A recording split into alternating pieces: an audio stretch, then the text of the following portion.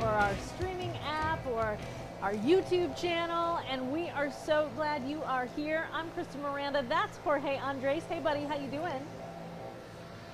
Good. How are you, Kristen? I'm glad to be back. This is busy day today. I know, it's super busy. There's so much to get into. Okay, so first of all, for those of you who haven't joined us before, this is what we call the after party. We do it after our QC Life shows. We used to do it at 10 a.m. and have a little after party once the TV show was over. We're going to start doing it right here at 3:30 every day.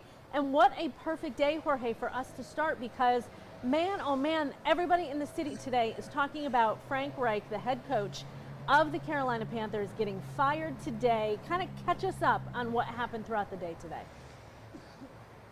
Yeah, Kristen, we all got to work and we were going to ease into our week right after the great holiday, but nope. The Carolina Panthers had other plans as head coach Frank Reich is fired after a 1-10 start. Just 11 games into his first season, he has shown the exit, and a big reason why has been the very bad offensive performance that this team has been able to muster. Frank Reich, a quarterback guru, a guy that was supposed to develop Bryce Young, a rookie quarterback, well, every offensive category ranks 28th or worse in the NFL.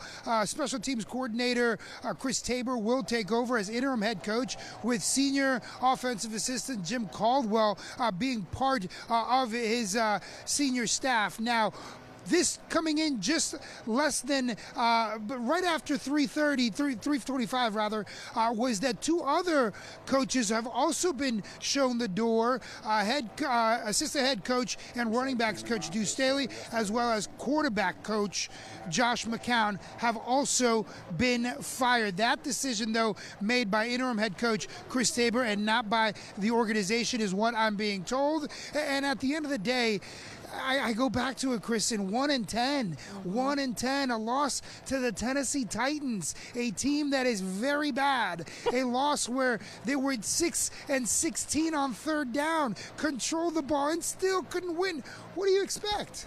Yeah, so let me set the table for folks, Jorge, so they don't just think you're the QC Life guy that's talking sports today.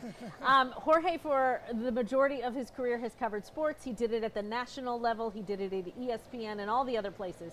So he gets this world. So, Jorge, I have a million questions for you. Before we knew some of these other guys were getting fired too, my question was, is it ever one guy's fault? Is it ever one person's fault when a team is honestly this bad? Can it all be pinned on the head coach, or is it like he's the dude at the top, he's got to take the hit?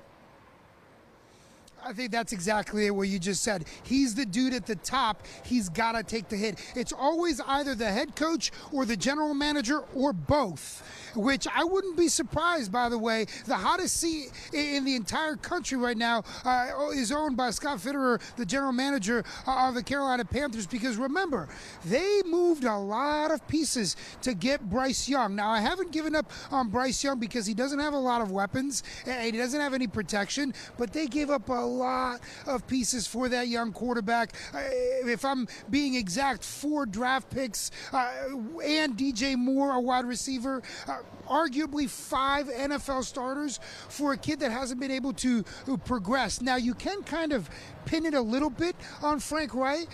Why? Because he's a quarterback guru.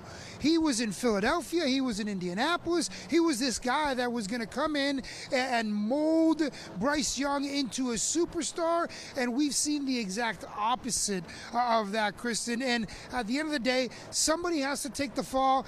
But I really have a feeling that he's not going to be the only one. We've seen Frank leave. We've seen now Deuce Staley leave. And now we've seen Josh McCown leave. I think the list is only going to grow. What do we know about this interim coach now? And that also brings up a lot from, I'm like, now more instability. Is that going to make them play any better? I honestly don't think so. No, I don't. And now Chris Tabor was a special teams coordinator that got promoted to interim head coach. Jim Caldwell is a senior offensive assistant who's going to be an assistant to him, and Thomas Brown will be calling the offensive plays for this team. And the thing is that Jim Caldwell has vast experience in the NFL. So when I saw Chris Tabor being elevated to interim head coach and not Jim Caldwell, what that told me was that, okay, well, they're looking to turn the page completely on this staff. That's my opinion on it. They're looking to turn the page completely. Why do I say that? Because if you don't remember, when Matt Rule was out, Steve Wilkes stepped in, and he did an okay job in an interim phase, in an interim basis, and people were saying, hey, give him a shot. I don't think the Teppers want that type of situation again, because if Jim Caldwell were the interim head coach and he did a good job because he has all that experience, maybe we could see some of the same. I really think they gave Chris Tabor a shot, and let's see what he does. I mean, if he runs the table, maybe, but let's see what he does, because I think this entire organization is ready just to turn the page on the coaching staff, and I hate to say it, but maybe even Bryce Young as soon as next year, just because this team has been struggling so much. Yeah, there was a lot of backlash with Steve Wilkes and a lot of hurt feelings, understandably so. I'm sure his eyebrows are up very high today, like, I see what's happening over there. And it makes me feel bad. I'm a Buffalo girl. I love Frank Reich. I feel bad that he's losing his job, but a lot of the conversation is surrounding the Teppers today. And this is going to get controversial and get hot, but some people are saying David Tepper's got to go. What are you hearing about that part of the conversation? A lot of people are saying that. A lot of people are saying that that's the first person to go. But here's the thing. David Tepper can't fire David Tepper. He owns the team. This is his team. He's not going anywhere. And not only is he not going anywhere, but he just bought this team in 2018. He's already gone through several head coaches trying to find a winner, and he's been on the hook for some money that they have to pay those head coaches. Ron Rivera had a 2-year, $15.5 million contract when he signed and he got fired. Matt Rule, a 7-year, $60 million contract. Now, a lot of that was in litigation because of the tampering situation when he took the contract at Nebraska, but there was about $34 million through 2027 that the Teppers would have been on the hook on. And then again, Frank Reich. Now, the good thing about Frank Reich is that the amount of money that he was owed was still on the Indianapolis Colts hook. So only the $20 to $40 million range was what the Panthers are going to be on the hook for. But at the end of the day, David Tepper is worth $20.6 billion with a capital B. He's not going anywhere whatsoever. And then having to pay these guys to get the right guy there is what he's trying to do, whether you like that or not. I mean, I don't know what I can tell you. It would have to be something astronomical like what happened to Dan Snyder in Washington, where Congress got involved and the league got involved, and it was something, some extracurricular activities outside of the business stuff to get Tepper out. But I wouldn't count on that. Teppers aren't going anywhere. This is their franchise. This is their team. And the message out there is, if you don't win, you're out. So would there not have been some value, Jorge? I mean, they're already so unfortunately terrible this year. Would there not have been some value in letting Frank Reich play out the rest of the season, stay in the job through the end of the season, and then take the entirety of the offseason to figure out what the heck they're going to do? I think that would have been the best approach personally. I also don't own an NFL team, and so that's just my take on that. But yeah, I think the message is clear that there's frustration there because Frank was an offensive guy, a quarterback guy, a molder, and Bryce Young has just not elevated from that first progression, from that first phase. He's not elevated to the second, to the third, and there's no signs that he will anytime soon because he doesn't have an offensive line, he doesn't have wide receivers to throw to, and it's just very difficult for him. So clearly, David Tepper is angry, and he wanted to make it clear, make it known that he is also upset that this team is not doing well, and he's doing everything in his power to get a winner here in Charlotte. Now, whether that is a new head coach or a new general manager or just a new regime, what is very difficult is that they're not going to be working with a lot when I talk about draft capital.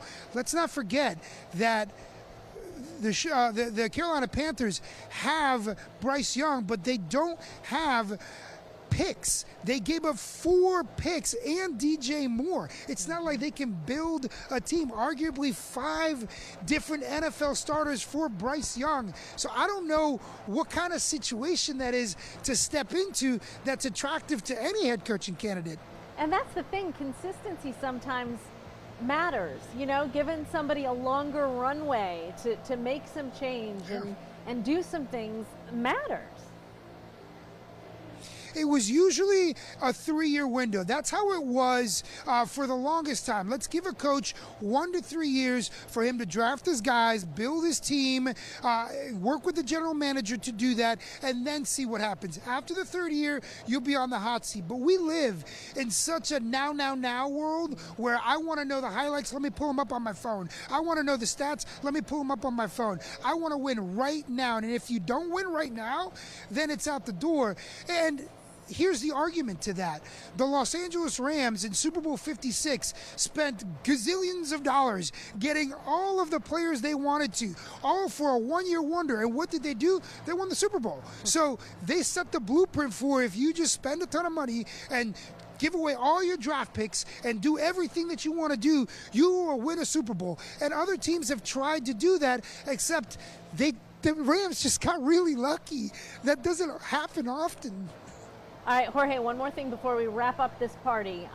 What should fans take away from this? What should fans feel about the rest of the season, maybe headed into 2024-25?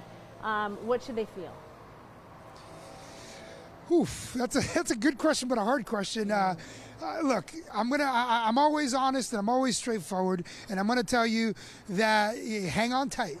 And this is coming from a Washington fan. I know, Kristen, you're a Bills fan, so we've felt the pain, and I'm gonna say hang on tight because I don't think it's gonna be a quick fix anytime soon. I really do think that Deuce Staley, Josh McCown, and of course Frank Reich are just the first pieces to drop. I could see a change in general manager. Then you got to figure out what you're gonna do in the draft. Then you got to figure out if Bryce Young really is your franchise quarterback. There's all the talk about his size, how he's not able to read progressions. So you really got to kind of maneuver that, the next head coach does, to see that future.